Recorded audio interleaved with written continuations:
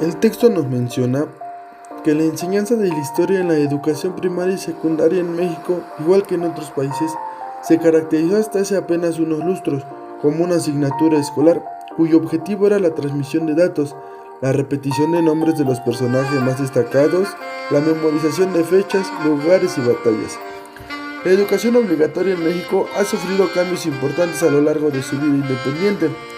Durante las primeras décadas de nuestra vida, en nuestro país, solo se ofrecía la educación elemental o primaria como algunos lo conocemos, como tramo obligatorio de la escolaridad.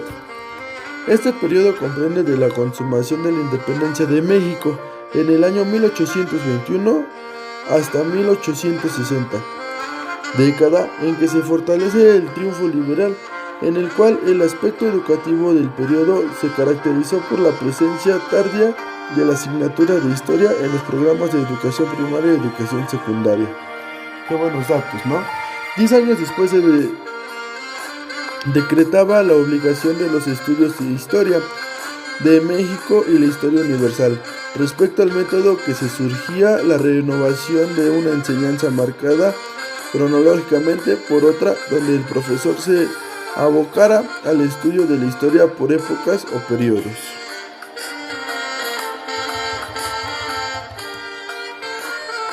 Por la importancia que se le conoció al estudio de la disciplina, el interés también se extendió a los libros de texto, ya que consideraba que debería observarse el tratamiento en su contenido y su pertenencia. El segundo periodo va de los años 1860, del triunfo de los liberales, a 1920. Algunos estudios surgieron este último año, como el año del fin del movimiento armado revolucionario con el triunfo republicano y la reestructuración de la república en el año de 1873. Se estableció la enseñanza de historia y geografía para todas las escuelas secundarias.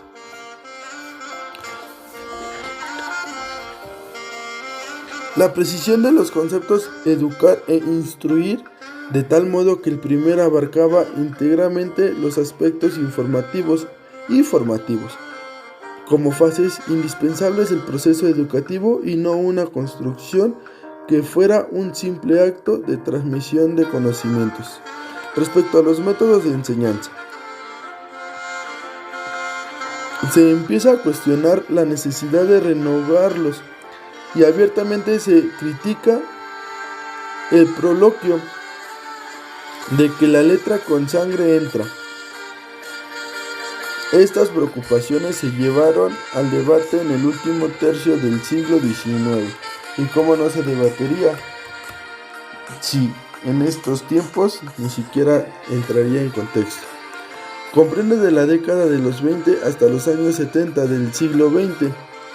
En este periodo se puede hablar de un sistema educativo nacional a partir de la creación de la Secretaría de Educación Pública, esto en el año de 1921. Y respecto a los currículos de educación básica, en ellos tienen cabida la enseñanza de la historia, y ya se vislumbrarán algunas de sus problemáticas que persisten hasta el día de hoy. En este marco, el programa de gobierno presentó en el 2001 planteó una reforma integral de educación secundaria. Los trabajos iniciaron con una discusión amplia del perfil de egreso de la educación básica en reuniones regionales durante 2003, discusión amplia del perfil de egreso de la educación básica en junio del 2004. Se dio a conocer una propuesta curricular analizada de la asignatura de historia. Con ello se daba la continuidad al plan de estudios preescolar iniciado en el 2004 en el PEP, que estaba originado hacia el desarrollo de competencias que implica un saber hacer, habilidades con saber conocimientos, así como la valoración de las consecuencias de ese hacer, valores y actitudes.